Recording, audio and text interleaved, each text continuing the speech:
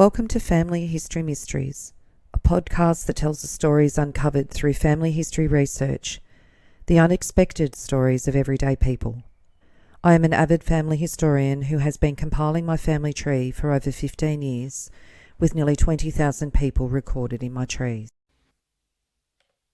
Episode 112, Bill Edwards. Bill Edwards was actually born Marion Edwards, and he scandalised Melbourne in 1906 when tried for burglary and was found to be a female. He was an SP bookmaker, a barman and a horse trainer, and was known by William, Bill or Willie Edwards, William Mackay, William Ernest Edwards and Sarah Isabel Edwards.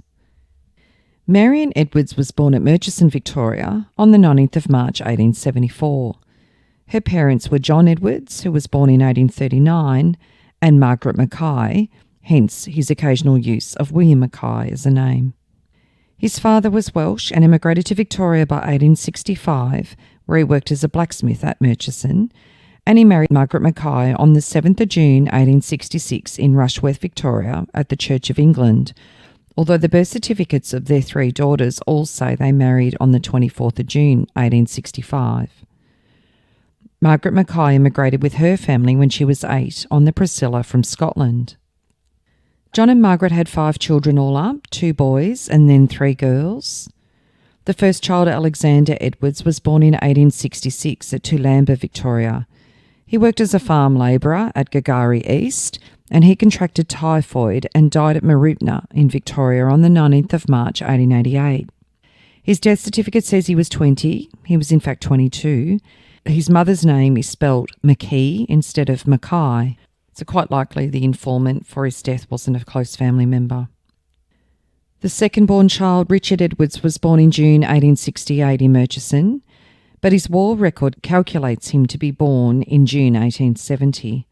In 1889, he commenced an apprenticeship as a blacksmith at Numurkah, and he enlisted in World War I in Perth. He was 44 years old at the time of his enlistment. Richard served in Belgium, France and Egypt, and he was at war for over 4 months. The third child, Florence Christina Edwards, known as Flora, was born on the 5th of October 1869 in Murchison, Victoria. Flora's birth certificate says she's born in October 1870, but was registered in July 1870, so believing her to be born in 1869 rather than 1870. Her sister Mary's birth certificate is December 1871, and it says that Flora is 2.5. She would have been in fact 2 years and 2 months. So the belief is that the October 1970 date on her birth certificate was an error. Flora married George Gostick Pettifer in 1890. They lived at Kyabram East and Merrigum and had 4 children, 3 that survived infancy. They then lived at Casterton, Victoria, which is where Flora died in March 1943 at the age of 73. Marianne Edwards, known as May, was born in Murchison in 1872, and Mary died in Frankston on the 27th of May 1898, aged only 26. And her death record says Edwards on the 25th of May at her residence Ritchie's Coffee Palace, Frankston. Mary, May, second daughter of the late John and Margaret Edwards of Murchison, aged 26 years and 3 months. And Marion was the youngest of the family. Her mother died when she was 4 and her father died when she was 8. A year after her mother died, Marion was adopted by her mother's sister, so her aunt, Sarah Catherine Mackay, and her husband, George Wilson. In 1884, Marion was sent to Geelong Grammar School, and on the 30th of November 1894, she was gifted her uncle's 418-acre property at Murchison. On New Year's Day, 1900, Marion, as William Ernest Edwards, married Lucia Dominica Rapaccioli, known as Lucy, at St Francis's Catholic Church in Melbourne. Lucy was a lodging house proprietor at the time of their marriage. So by the age of 26, Marion has reverted to being identified as a man. So William Ernest Edwards' new wife was born in Daylesford in Victoria in 1869. She married Daniel Minahan in 1892 in Melbourne, and they had 3 children together. However, Daniel died in March 1893 in Daylesford. In his memoir, Edwards claimed that the marriage was one of convenience and they soon separated, but Lucy remained a friend. In 1902, George Wilson's 5 children, so that is Marion's uncle's children, challenged the endowment of her uncle's land to her and bought her off. The newspaper said the girl was called Sarah Isabel Edwards. And on the 1st of August 1904, it went to court, and again it stated Marion's name as Sarah Isabel Edwards. So whether when her uncle and aunt took her in, they decided to change her name from her birth name as Marion. In March 1905, in Collingwood in Victoria, Bill rented stables at the back of the Studley Arms Hotel in Wellington Street, Collingwood, with a friend, Alexander Pollock, known as Jigger Pollock, and they slept in the stables and had racing ponies that they were training for other stables. However, on the 30th of April 1905, they broke into the Studley Arms Hotel. Constable Morford observed a light at 3:30 a.m. He informed Senior Constable Cameron, and he, with the third constable, covered the exits. Morford entered the bar by a back door and found 2 men there. He captured Edwards, but the other jumped through the window, though he was afterwards captured. And this was brought to court in the Collingwood Police Court on the 1st of May 1905. After an adjournment by the court, plainclothes Constable Coakley had a lengthy interview with Edwards and obtained a statement relating to the alleged burglary. He did not have the least occasion to doubt that it was a man that he was dealing with. The accused's age was entered as 24 in the Watch House book, and Bill Edwards was charged with burglarously breaking into the dwelling house of Mrs. Nellie Hornby, and Bill explained his presence by saying that he was trying to catch a prowler. 2 days later, fearful that her gender would be discovered, she skipped bail and went to Sydney for 2 weeks. And in the Melbourne Argus, on the 17th of May 1905, Lucy, Bill's separated wife, had put up a bail of £50, and this defaulted due to Bill absconding. Lucy, in fact, was sentenced to 1 month's jail as a result of Bill's default. And the article says, surety entreated, helping a boarder. In the Collingwood Court, Lucy Monahan, a lodging house keeper of Lonsdale Street, entered into a surety of £50 for the appearance of a man named William Edwards. Sergeant Murphy applied to the bench to make an order for the treatment of the surety. Mr. Fife, who appeared for Lucy Monahan, said that the facts connected to the case were that Edwards, prior to the arrest, had been lodging at Mrs. Monahan's. She had been persuaded into becoming a surety for Edwards. If the case was adjourned for a month, there was but little doubt that Edwards would be arrested in the meanwhile. Mr. Fife would then apply to the Attorney-General to remit part of the money. Sergeant Murphy strongly objected to this. Mr. Fife said, my client has about £70 worth of furniture and she will be deprived of her all if the surety is being insisted upon. And Sergeant Murphy said, I admit that there is some hardship, but if the case was adjourned as suggested, the furniture might be removed and we would not trace it. The case was adjourned and her goods were seized to satisfy the bond. However, Mrs. Monahan's furniture, realised at an auction, was only worth £2. Mrs. Monahan refused an offer for an adjournment and was sent to jail for a month. It's interesting to note here that Lucy is referred to by her previous married name, Lucy Monahan, and there's absolutely no mention that she is in fact married to Bill Edwards. On the 24th of May 1905, Bill Edwards is found as working as a house painter and a French polisher, and also working as a barman in Brisbane. He boarded at Mrs. Brennan's Bridge Street home at Fortitude Valley. On the 27th of September 1906, Bill Edwards was arrested in Brisbane on warrant for the break and enter in Collingwood in April 1905 and was taken to the Boggo Road Women's Prison after telling the police that he was actually a woman named Marion. Only a week or so later, on the 8th of October 1906, Bill Edwards has left Brisbane on the SS Wallara and was escorted by Constable Morford of Victoria Police back to Melbourne via Sydney. And in the Victorian Mount Alexander Mail, on the 16th of October 1906, it outlines the case. Marion Edwards Marion Edwards, otherwise known as William Edwards, who absconded from bail last May, arrived in Melbourne from Brisbane this morning and was driven in a cab to the detective's office, thence to Collingwood Court.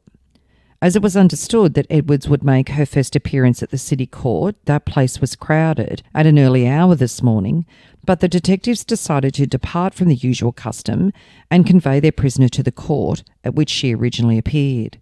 Consequently, the crowd was disappointed. Detectives Bannon and Murray accompanied the prisoner to Collingwood, where she was presented on a charge of feloniously and burglariously breaking into the dwelling of Nellie Hornby at Collingwood on the 30th of April 1905 with the intent to commit a felony. The accused smiled as the charge was being read out, but made no reply. She wore a well-fitting suit of dark blue cloth, a stand-up collar, a pale blue striped necktie, and a drab felt alpine hat. Her square chin, rather high, straight forehead, and somewhat pronounced cheekbones gave her countenance a masculine appearance, which is increased by her very dark, wavy brown hair being parted on the right side. She has grey eyes, which have a merry twinkle in them. Edwards is 5'4" high and fairly stout. Directly she entered the court and she greeted Sergeant Murphy with a smile of recognition. When interviewed, she stated that she was born in Wales and when 4 years old arrived in Victoria with her parents, which we know is incorrect. She's now 28 years of age and she commenced to work for herself when she was 13 years old. Her parents were dead, but she had some relatives in the country. She became tired of working as a domestic servant on farms, and 7 years ago she put on men's clothes, which she continued to wear ever since. Before absconding from bail, she consulted 3 solicitors as to Mrs. Minahan's position. The solicitors told her that the government never entreated the bonds of widows. Had it not been for this information, she would have remained and faced the music. She said it would take a long time to tell all of her occupations that she had followed. She said she was a French polisher, a horse dealer, a barman and a store assistant.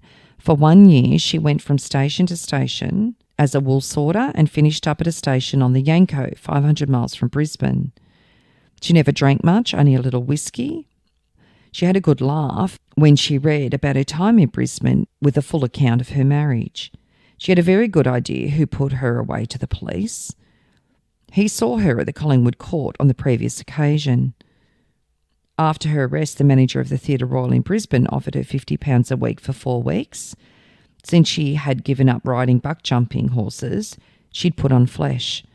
The last time she stood on the scale, she weighed 10 stone and 4 pounds. She might later write a book of her experiences as a woman and a man. She never had any trouble concealing her sex. It was great fun to her sometimes when silly girls became swoony on her. She was hopeful that she would get out of the present trouble. The whole thing was a silly lark. The people of Brisbane, where she was well known, had subscribed the money for her defence.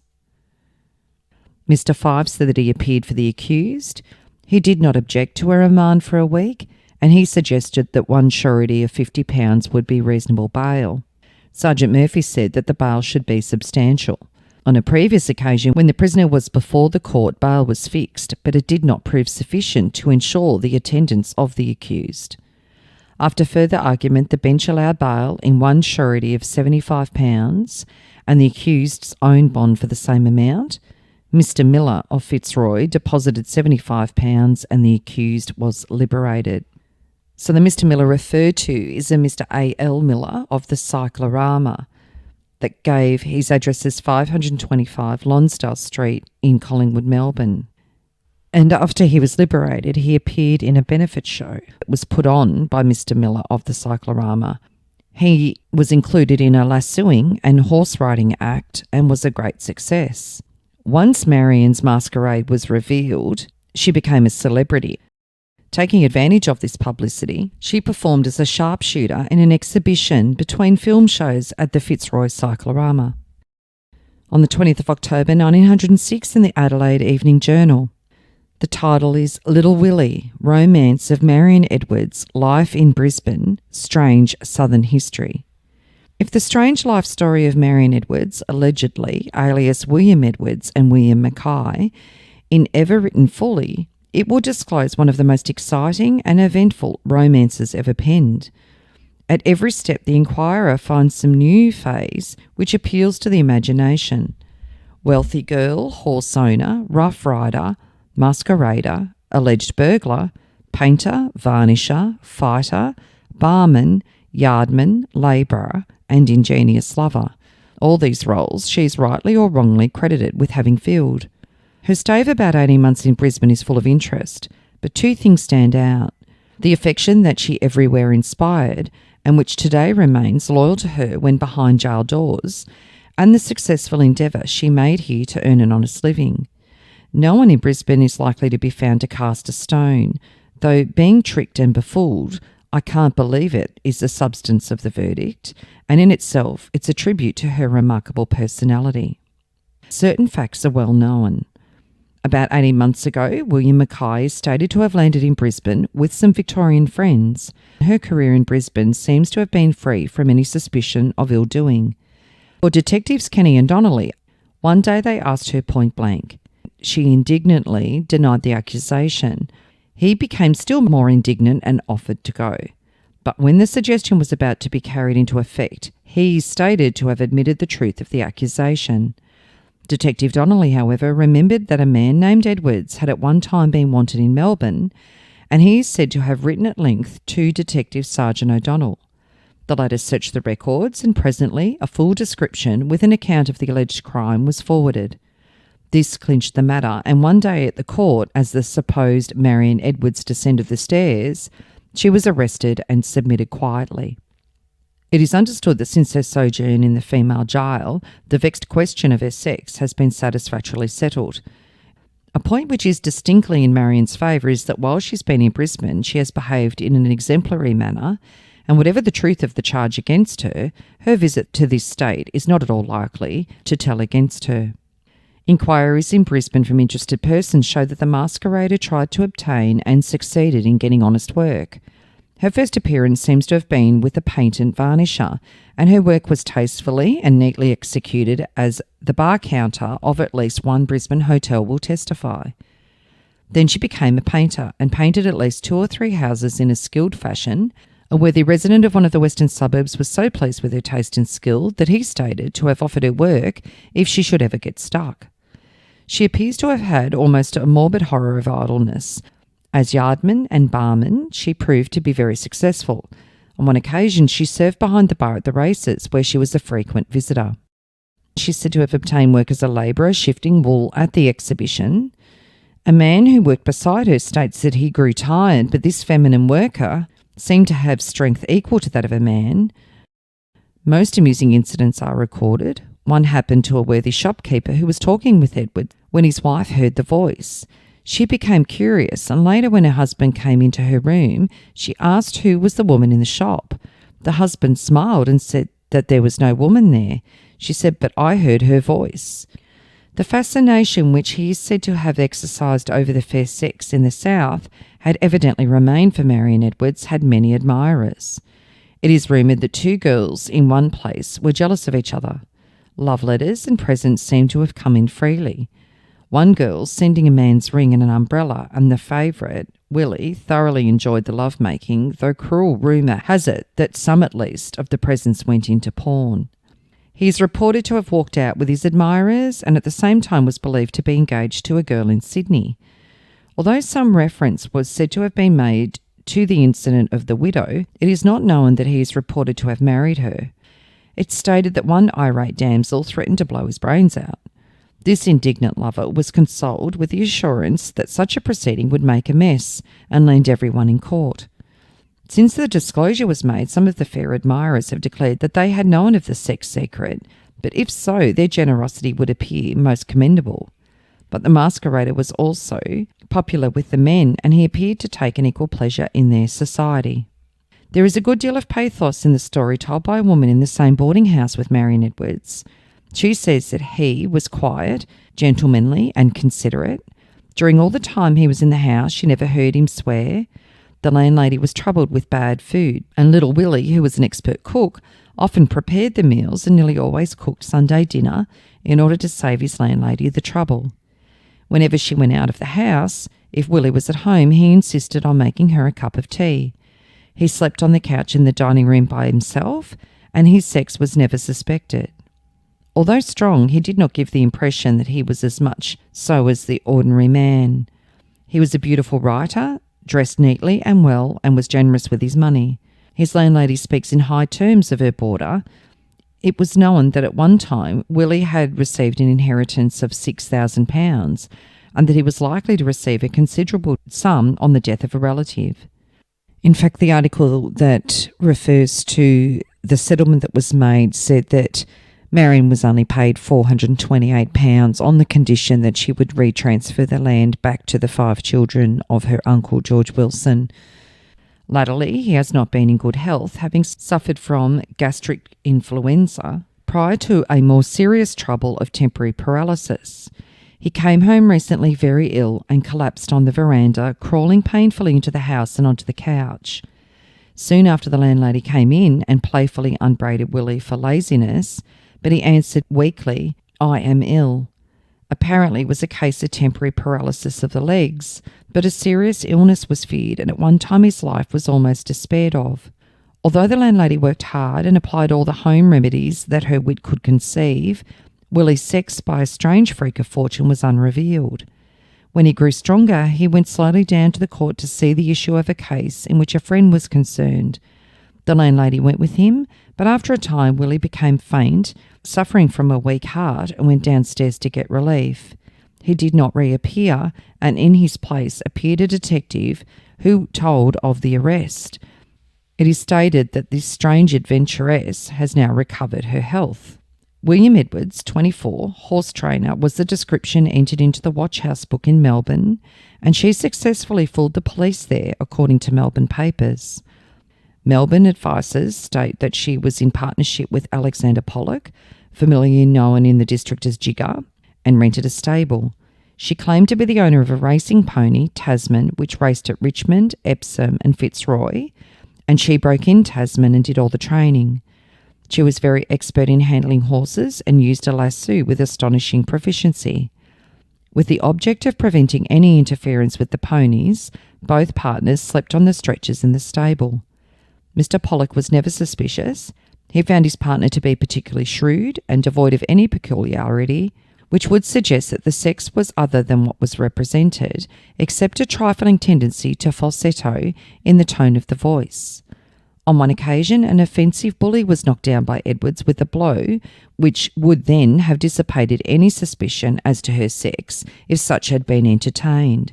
She rode, drank, and talked like a man. Marion came from the Murchison district in Victoria. Her uncle, a Murchison resident, gave a gift of certain property to her, and with a realised capital of £1,100, she came to Melbourne over 7 years ago. As an authority on racing matters, she was often called on to settle vexed questions of records. One man, however, noticed that Edwards wore a broad web band similar to a horse's girth across the chest. A young married woman gave the following word picture of Willie as she saw him at the boarding house. She was dressed very neatly in a tailor-made suit of clothes which fitted well, and she looked like a man who was particular about his clothes. She had a full face, smooth and girlish, and pretty curly hair nicely brushed. She helped to entertain some company in this room, played the piano and sang several times. She played by ear and had a good voice. There was nothing about her appearance to suggest the deception she is said to have practised, and nobody could have been in a more pleasant, frank manner. Another friend said she used to jump on these ponies and ride like mad. No buck jumper could shift her. I often wondered where she learnt to throw a lasso. She could do that something wonderful. She would keep up her end with the best of them. I saw her knock a bloke out in one hit one night. She was stronger than most men. I had a bit of a tussle with her one night myself. She used to splash her money when she had it, though. Everybody was in when she shouted. 5 bob was gone in a minute or two. About 6 years ago, Edwards, in her guise as an attractive young man, gained the goodwill of a Melbourne widow and proposed marriage to her. The supposed lover was accepted, and the pair in due course proceeded to Sir Francis's Church at the corner of Lonsdale and Elizabeth Streets, where the marriage was celebrated. Some mystery surrounds Edwards's matrimonial existence, but there is no doubt about the marriage taking place, and that the widow accepted Edwards at the altar in perfect faith as her husband. Mrs. Moynihan, who knew Edwards very well, said in the course of the interview, "I have often heard it remarked that she was easily moved to tears for a man. Sometimes if you looked at her, she would burst out crying. She detested a pipe, but I have seen her try to smoke a cigarette. Now that I come to remember it, I have noticed that she never smoked a cigarette right through. She would twist it about a lot and throw it away sometimes after a few puffs. She did not like a pipe or a cigar any more she did a man. She simply could not stand men. She was always nice to them though, and they spoke well of her. As a rule, she avoided men as much as possible. She liked her own sex and they liked her. In fact, the girls ran after her, for she was a lovable man with nice ways that attracted. She used to get lots of letters and photographs from other girls, and such letters too. Everywhere she went, the girls fell in love with her, never dreaming, of course, that she was a woman. It would have been hard to convince them that anything was wrong with Willie Edwards. She was a splendid writer and wrote the very nicest love letters I have ever heard. Another woman remarked, "I can clearly remember how she used to laugh and say that girls were a lot of silly creatures, and that all the while he was a girl himself. It seems impossible that it is true." A gentleman who stated that he'd known Willie Edwards for 15 years said that he was a man. He had travelled thousands of miles in his company and knew all about him. "I am satisfied," he added, "that instead of a woman who pretended to be a man, he is a man who pretends to be a woman." And in the Young Chronicle in New South Wales on the 24th of October 1906. Bill Edwards' latest exploit. Spectators who were present at the Cyclorama on Saturday night were quite prepared to be thrilled by the performance of Marion Edwards, alias Bill Edwards, who was announced by management to have impersonated a man for 10 years, following the occupations of buck jumper, horse trainer, jockey, actor, sharpshooter, and married man. From a person of such accomplishments, anything seems possible, and Bill Edwards more than realised the expectations of the audience by accidentally lodging a charge of shot in another lady performer during the sharpshooting exhibition. The net was a short one, but as a display of sharpshooting it was extremely fanciful and varied with ample sensation to atone for its brevity. The master of the ceremonies announced it from the platform in grandiloquent terms, and then the spectators were gratified by the appearance in the arena of Marion Edwards, wearing male attire and carrying a double-barrelled gun on his shoulder. She was attended by her fellow performer in the act, Captain McLeod. His part was to stand on the platform in front of the arena and toss up large plaster of Paris balls for Marion or Bill to fire at. Bill, with the gun at her shoulder and her back to the audience, waited. Captain McLeod tossed up a ball, the audience held its breath, and Bill Edwards fired. The ball fell unbroken and rolled away. Captain McLeod tossed a second ball, and Bill Edwards followed it almost to the floor before discharging the second barrel. Again, the ball escaped unhurt, but a shrill feminine scream from a curtained passage leading from the stage to the dressing room indicated unmistakably that the charge of the number 12 shot had found its bullet in a human being. A female figure swayed for a moment through the aperture and then fell backwards into the recess. The person wounded was Mrs. Mabel McLeod, wife of Captain McLeod. She was immediately removed to the Melbourne hospital and was admitted by Dr. Duncan, who extracted a number of shot pellets from her legs, her arms and her body.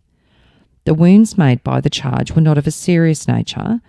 Bill Edwards was taken to the Fitzroy Watch House after the occurrence, but as it was evidently purely accidental, the girl was not detained. The management of the Cyclorama stated that on Wednesday night, the woman was going to perform a William Tell act by shooting the apple off Mr. McLeod's head. So on the 22nd of October 1906, when Marion was detained, she provided her side of the story.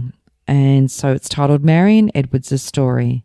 Marion Edwards, accompanied by Detectives Bannon and Murray, walked down to the Melbourne hospital in order that the exact nature of Mrs. McLeod's wounds might be ascertained. On the way, Marion was interviewed about the accident, and she said, "It just shows you what my luck is like. Nothing goes right now." "How did I come to shoot her?" she said. "Well, I'm hanged if I knew. You see, McLeod threw up 4 or 5 balls and I raised the gun to fire at them. But every time I got sight on them, I couldn't pull the trigger. It wouldn't go off. I don't quite know what happened when I did fire. I got sight on the ball and pulled the trigger. As the gun went off, it hit me with a fearful blow here," and she indicated a plump shoulder. "All of the power seemed to go out of my arm and the gun dropped right down. I heard Mrs. McLeod scream and saw her drop. McLeod and the others said she only fainted. Of course, that was good enough for the audience, but I knew she was shot by the way she went down. It was a pure accident. Wasn't it, Bannon? You saw it?" she asked, appealing to the detective with some familiarity.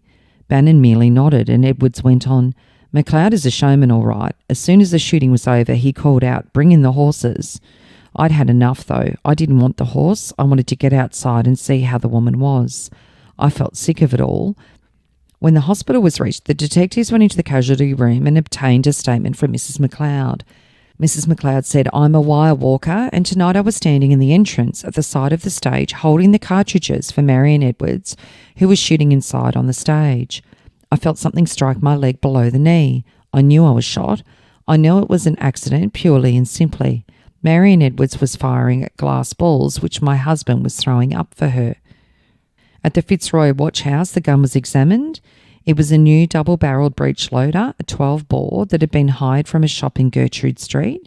It appeared to work all right, though the cartridge shell in the right barrel had become jammed under the ejector. 5 or 6 of Edwards's friends were waiting for her at the watch house. She went off home with them. One of them was her bondsman, who bailed her out at Collingwood last week, at whose house she is living. On the 1st of November 1906, in the Mount Alexander Mail, it says that a summons was issued on Marion Edwards, otherwise known as Bill Edwards, this morning, charging her with discharging a firearm in a public place without permission of local authorities. It will be remembered that while giving a sharpshooting exhibition at the Cyclorama building, she accidentally wounded Mrs. McLeod, who was behind the stage, and she will appear at Fitzroy Court on the Wednesday. Meanwhile, before she'd gone into court, it says that Marion Bill Edwards was appearing at Kreitmeyer's Waxworks in Bourke Street, Melbourne, where she may be interviewed between the hours of 10 a.m. and 12 p.m. daily. And then the court case for the shooting. When Marion Edwards mounted the dock in the criminal court today, it was found that she had discarded her female costume, which had become awkward by disuse, and was attired in manly rig.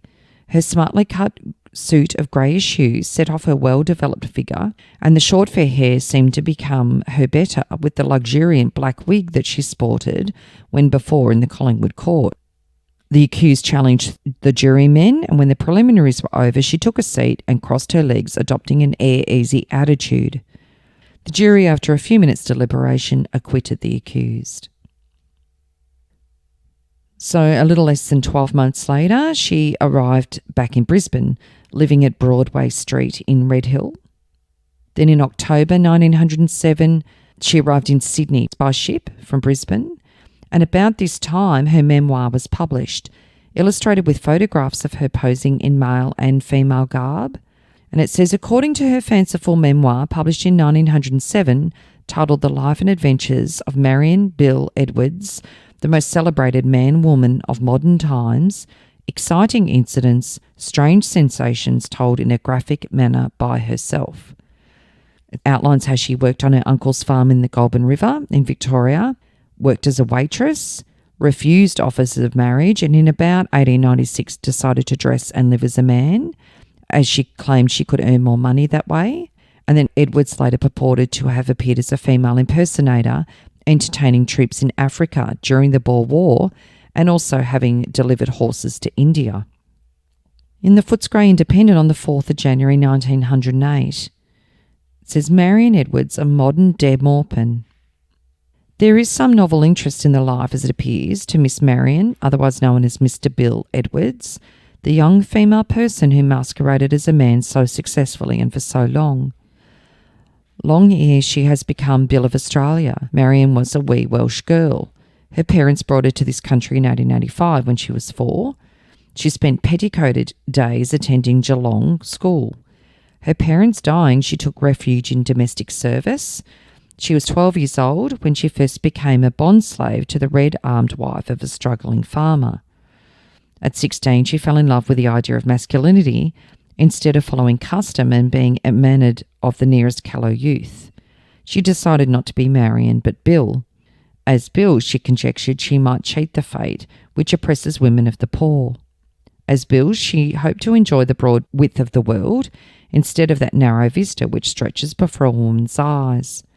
Marion acquired a horse for Bill to ride astride. She hid her girlhood and its limitations with her discarded skirts. Then Bill mounted his sorry steed and spurred after fortune. So it seems that the memoir does have quite a few falsehoods in regards to her early life. Then goes on to say that Bill Edwards, late Marion, found work for the first time as a rouseabout on a riverina station where he learnt much about men, sheep and horses. Then he worked through 3 states, gaining knowledge of many crafts. In turn, he was a storeman, a French polisher, a horse dealer, a horse trainer, a house painter and a barman. For a year, he sorted wool on a station in the remote parts of Queensland, where awful solitudes embraced each other and lonely journeys through heated and dangerous deserts were the only links between shabby isolations. He drifted back to Melbourne in 1904, owned racing ponies and, making money, played the agreeable role of sport.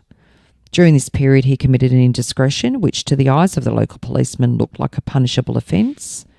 While on bail, he vanished from Victoria and was only recaptured in October 1906, when information was given to the Queensland Police concerning his whereabouts. Arrest led to Bill being rehabilitated as Marion. The trial resulted in a speedy acquittal. Then Marion turned to a speculation in which her masquerade as Bill was the chief capital, and she figured as a sensational she-male in a circus. Now Marion is approaching 27. On her own ground, she shows a clear, agile mind, weighted with a surprising and somewhat pleasant personality. A pair of wide-set grey eyes touched with humour, and the musical voice and laughter of a boy lent quaint interest to the omissions and assertions of Marion Bill. She pleads pity for the struggler who was born and lives a girl. Anyhow, I don't think the world is much of a place for most women. They have the same tiresome graft day after day, the same tucker, what the old man and the kids can't eat, the same interests, washing the baby often and getting the keep of 6 people out of the wages of 1, and no amusements. That sort of thing would have killed me if I'd fallen into it. I've worked like a navvy or a nigger, but it didn't seem much hardship when I remembered that I had freedom.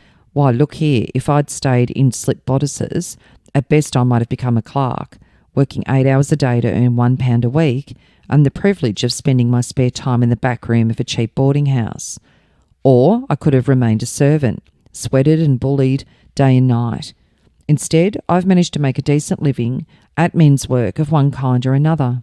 I earn £2.10 per week as a French polisher, and never a breath of scandal about me, which is a dashed not sight better than what lots of decent hard-working girls can say for themselves. I was a funny nipper when I lied it out. I hadn't much cash, and although I was cutting myself off from everyone who knew me, I wasn't a bit sorry or frightened. I said to myself, you don't mind hard work? Don't talk about your own affairs nor other people's. Never forget the yarns that you'll have to spin now you're in trousers. Just keep your eyes open, your head clear, and learn to use your hands and you'll be safe enough. I followed my own advice for 10 years and it never led me into trouble.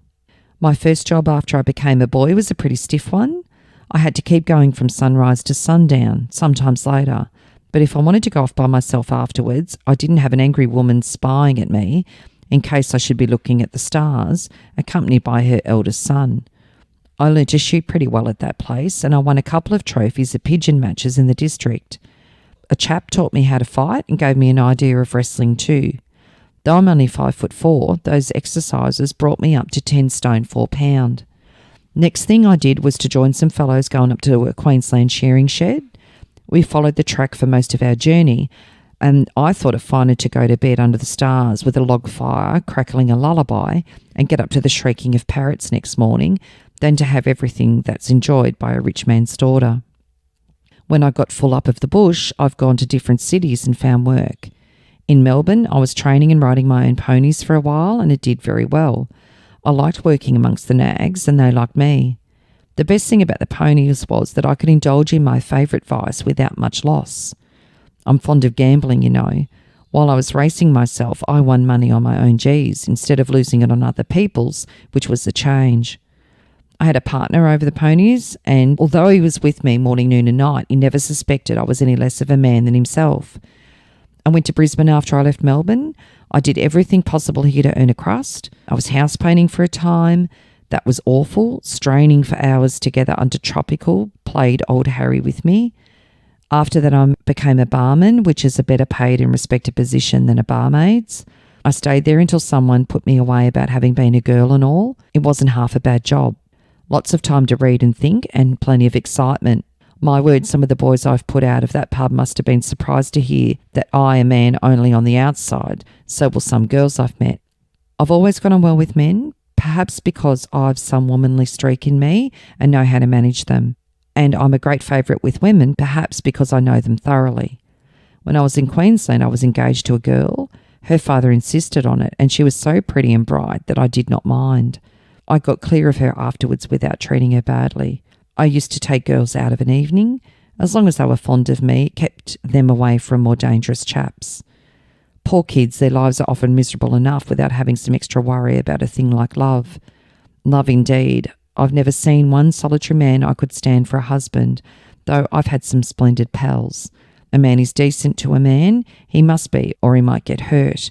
But with a woman, a man seldom plays a fair deal. I'm going to write a book about myself, you know. It ought to be very interesting because I'm going to tell all my experiences as a man-woman, as they call me in the posters. When my book is published, I may take it in a hotel. I've not decided yet, or I may just disappear. But whatever I do, I'll continue to dress in men's clothes. It is more comfortable than the female dress, and it's cheaper too. With which Marion Bill lifts her hat in the way that helped make Bill so irresistible to the maids with whom he once philandered, and goes upon her way. One plain truth Marion Bill has so far failed to realise: she isn't a normal student of the human nature she talks about. Her sex has caused her few of its pangs, brought her none of its compensations. She entirely lacks the feminine desire to be ruled by a beloved one. She cannot imagine that a celestial choir may be heard through a little baby's cooing.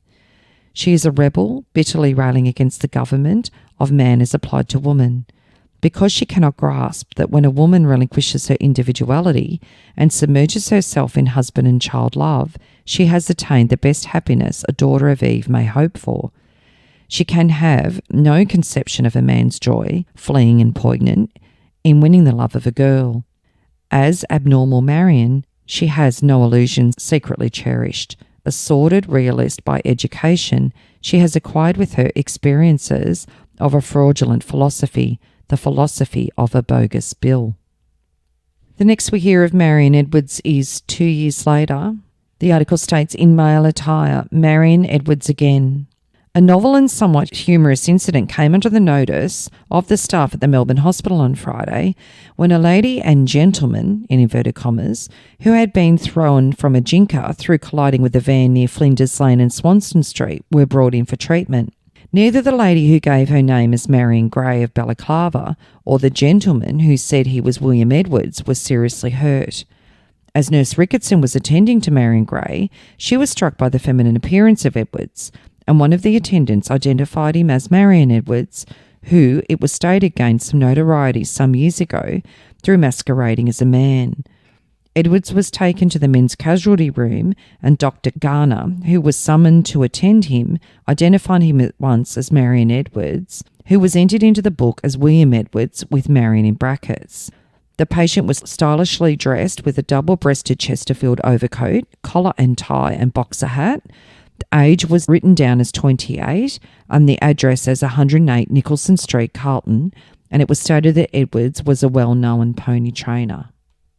So we don't hear anything from Marion or Bill until about 6 years later, and then there is a notice in the Police Gazette. It says, 2 men, names unknown, are charged on warrants with stealing a parrot and cage valued at £5, the property of Kate Watson at 21 Mayton Place, Carlton. The descriptions are: the first man, 35 to 40 years of age, 5 foot 6 or 7 inches high, ruddy complexion, stout build. And the second man, 25 to 30 years of age, 5 foot 5 or 6 inches high, dressed in dark clothes, walks with a slight limp, The offenders are said to be identical with Gilly O'Connor and Marion, otherwise known as Bill Edwards. So a month later, in the Police Gazette again, it says, Kate Watson's larceny. Marion, alias Bill Edwards, who was believed to be the second offender, was arrested by the Melbourne CI police but could not be identified. So there's nothing more that seems to have eventuated from that. And then 2 years later, it stated Marion Edwards in hospital. Marion Edwards, well known by reason of her former habit of dressing as a man, is under treatment in St Vincent's Hospital, suffering from a slight wound in the throat. Edwards is stated to have been working recently as a hawker. 12 months later, William, and in brackets Marion Edwards, visits Melbourne Hospital. Among the names of men on the books at the Melbourne Hospital yesterday evening appeared that of William Edwards, 30, of Bay Street, Port Melbourne. It seemed to be a case of clothes making the man for William Edwards, who was none other than Marion Edwards, who long ago forswore clinging garments and prefers to be called Bill Edwards, and was suffering from cellulitis of the leg. And then 5.5 years later, in the Melbourne Age, on the 29th of August 1922, in male attire, Marion Edwards in court.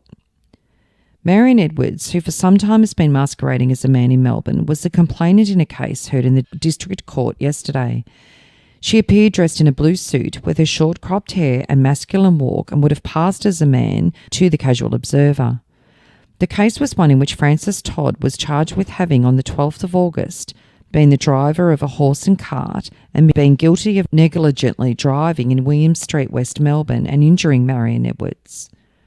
Marion Edwards of King Street, West Melbourne, stated that 6:45 on the night of the 12th of August, she was driving a floating rail cart along Dudley Street, West Melbourne. At the corner of William Street, pulled over to the wrong side of the road to avoid a collision with another vehicle.